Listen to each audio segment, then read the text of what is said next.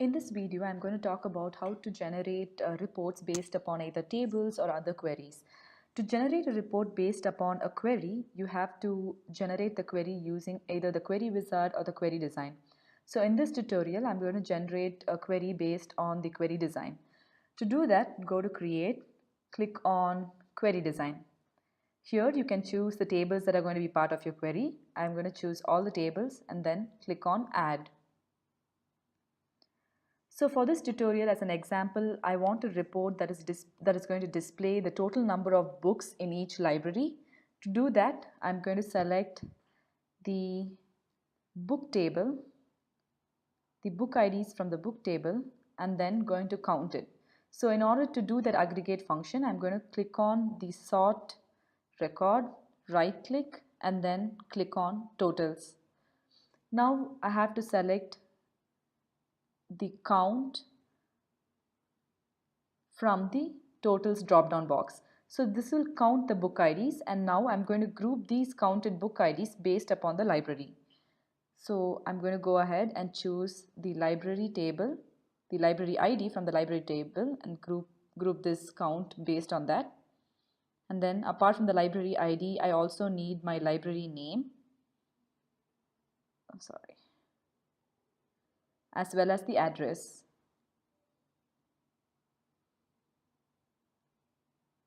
So what this query is going to do is to count the book IDs based upon the library ID, name, as well as address. Once you have generated your query using the query design, go ahead and save the query. I'm going to give the name of Q1 for my query and then click on OK. You can see that your newly generated query appears on the navigation pane on your left. You can go and close the query window. Now, in order to generate a report using this query as a source, go to Create and Report Wizard. Here, this pop-up box allows you to select the source for your report, which can be either a table or another query. I'm going to choose query Q1, which is the newly generated query, and I'm going to select all the columns in that particular query. Once you are done selecting it, click on Next. This report wizard screen shows you the format or the layout for your new report, which contains the count of book ID, library ID, name, as well as address. Click on Next. In this pane or in this particular pop-up box, you can order your records based on the different columns.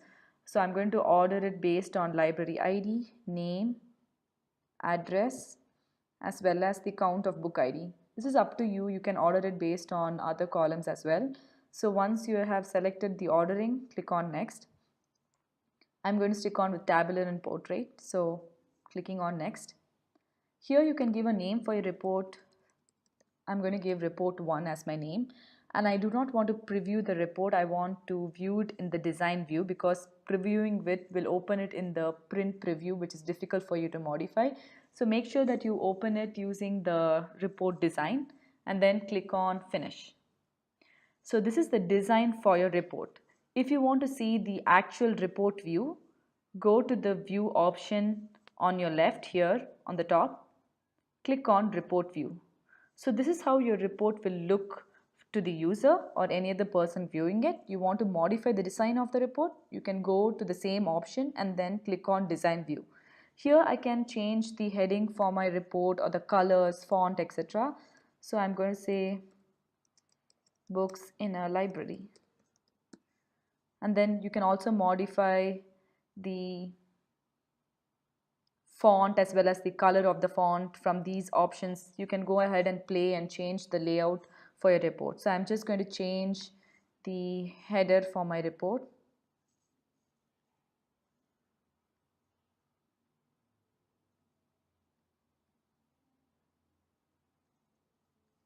And then to view the changes, you can go to report view again. You can see that I have modified some of the layout for my report. You can see that the entire text does not fit inside this particular label. So in order to modify that, you can go to the design view and then pull this particular box so that the entire text is visible within this text box. So now when I go ahead and see the report view, I can view the entire title or label for this. So this is how you generate a report based on either a query or a table. In this video, I'm going to tell you about how you can add different design elements to a blank form without using the form wizard. To do so, go to the Create tab and select the Form Design option here. So this is going to give you a blank canvas on which you can add different design elements without using the form wizard. So the design elements are available in the Design tab under Form Design Tools. So if you expand this and scroll over your mouse on these symbols, it'll tell you what they mean. So this is a label, this is a button that you can add to your blank form, this is a subform that you can add to your blank form. So let's start by adding a label or a heading to this blank form. To do so, just click on the symbol label and then drag your mouse to create a label space. So I'm going to go give the name of the heading as sample form design elements. I can also modify the font as well as the size for this design element by going to home and then modifying the size, the font style as well as the color. So I'm going to expand my label size so that I fit my text inside.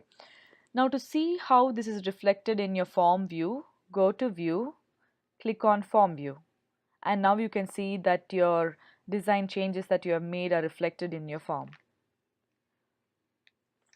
So now I'm going to teach you how you can add a combo box into this blank canvas. So go to the design option here and then choose the combo box design element. And then similar to what we did before, drag your mouse to create a combo box. So when you do so, the combo box wizard will ask you if this combo box has to take values from a particular table or it's going to be a static combo box displaying a set of values. So I want my combo box to get values from another table or a query. So I choose that option and click on next. So the table that I'm going to choose as source for my combo box is going to be the library table. Click on next. Here, in the drop-down menu for my combo box, I want it to list the names of the different libraries in my database. So I'm going to choose the field name as name and then I'm going to click on next. This pop-up box will allow you to order or sort your list of names. So I'm going to choose the name field and then click on next. So this is going to show a list of library names that are currently in my library table. So once I see this here, I'm going to validate it and then click on next. Here you can give a name for your combo box for future reference. So I'm going to give the name as CBO1. Once you're done doing this, click on finish. So this is going to generate a combo box and you can go to the property sheet on your right and see that the row source for this combo box is the select statement, which is going to select the library ID as well as name from the library table. And this here is the label that Access automatically gives to your design elements. So I'm going to give the title on this label as select a library.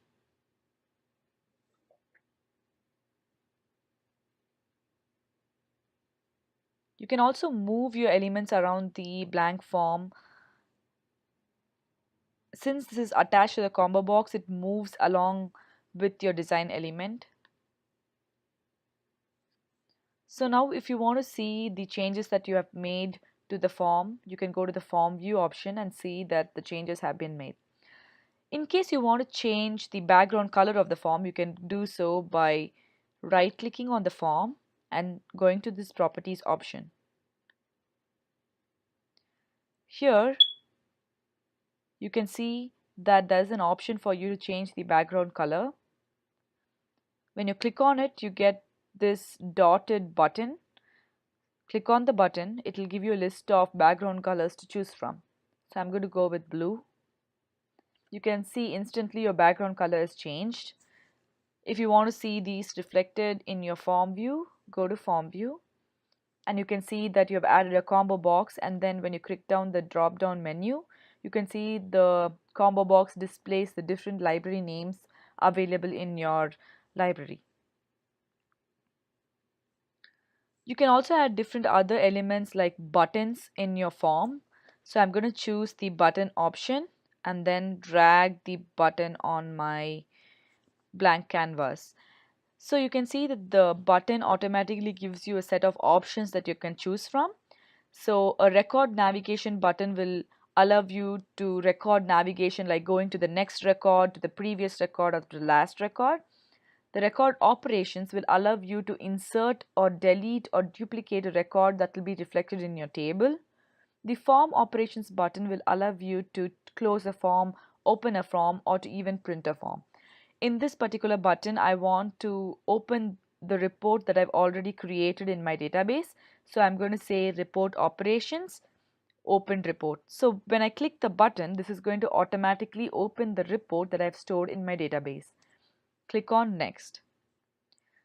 This is the report that we have already created. So I'm going to choose that and then click on next. So this asks whether you want the name on your button to be an MS Access report picture or a text. I'm just going to say text, and I'm going to write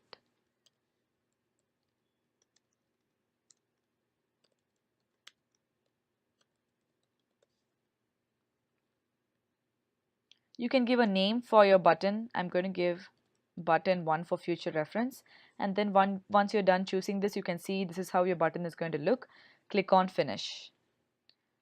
So now if you want to check the function of this button, go to form view, and then when you click on this button, you can see that it opens the form or the report that we have already stored, which gives a count of books for each library. So this is how you add a button.